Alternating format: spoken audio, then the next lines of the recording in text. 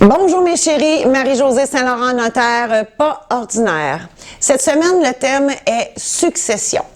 Succession, ça nous amène à penser à la paperasse, tout ce qui est plate, blablabla. Mais moi, ce que ça m'amène à penser, c'est « Oh mon Dieu, j'espère que la personne décédée a préparé ses dispositions testamentaires pour qu'on puisse régler sa succession en fonction de sa réalité présente, en fonction de ses volontés. » Je vous dis ça parce que je vais vous raconter une petite histoire qui m'arrive continuellement. Hein. Ça fait 30 ans que je suis notaire, donc nécessairement j'en ai vu d'autres. Un homme, v'là 30 ans, vient faire son testament et à cette époque-là, il était célibataire, un peu ermite, pas de blonde, pas rien, puis ça ne l'intéressait pas. C'était un vieux garçon, puis il était bien comme ça. Donc, il lègue tout à sa nièce. Moi, j'avais pas à me poser de questions. Je me disais, ben écoute, il n'y a pas d'enfants, il y a des frères et sœurs, il y en a une en particulier qui aime bien, donc il lègue ça à sa nièce, puis je me pose pas plus de questions. 25 ans plus tard, le monsieur meurt, mais là, il est marié et il a une fille.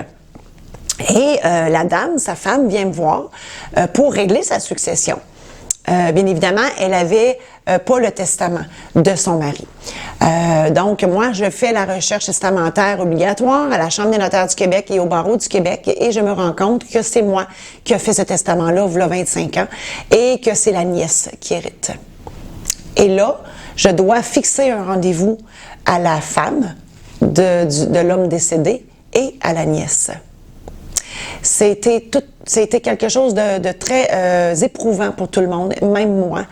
À ce rendez-vous-là était présente la femme du monsieur décédé, la nièce qui héritait et la fille de l'homme décédé.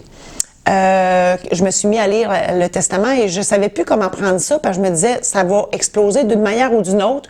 Donc, j'ai tout simplement procédé à la lecture du testament et quand on est arrivé au paragraphe qui disait que la nièce héritait de tout, bien évidemment, la femme a sauté dans les airs et s'est mise à pleurer et elle a demandé tout bonnement à la nièce de renoncer à la succession et la nièce a refusé.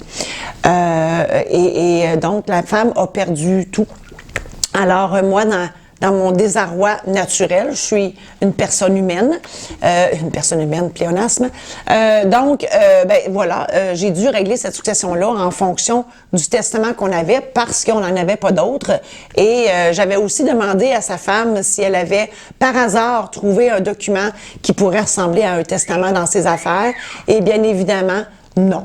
Alors voilà, ça m'a pris 1 mois à ramasser la dame à la petite cuillère à tous les jours. Elle venait me voir ou elle m'appelait et elle me demandait pourquoi. Et moi, je lui répondais tout simplement parce que on ne saura jamais pourquoi il n'a pas changé son testament. C'est plate, mais c'est comme ça. Alors moi, mon souci, premièrement, faites votre testament aussi et réglez vos affaires en fonction de votre vie actuelle. Et aussi pour vous dire que le notaire est le meilleur partenaire pour régler une succession. Donc, vous comprenez qu'il y a un paquet de choses, entre autres la recherche testamentaire à faire. Alors, le notaire est le partenaire par excellence pour vous accompagner dans le règlement d'une succession. Perdre un être cher est déjà assez pénible comme ça. Alors, pourquoi ne pas vous faire aider dans tout ce processus-là? Alors, ceci dit, je vous invite à visiter mon site Internet pour vous procurer mon guide gratuit incluant 10 questions faciles pour comprendre l'importance du notaire dans le règlement d'une succession et aussi mon programme en ligne « Comment régler une succession dans le confort de votre foyer et à votre rythme ».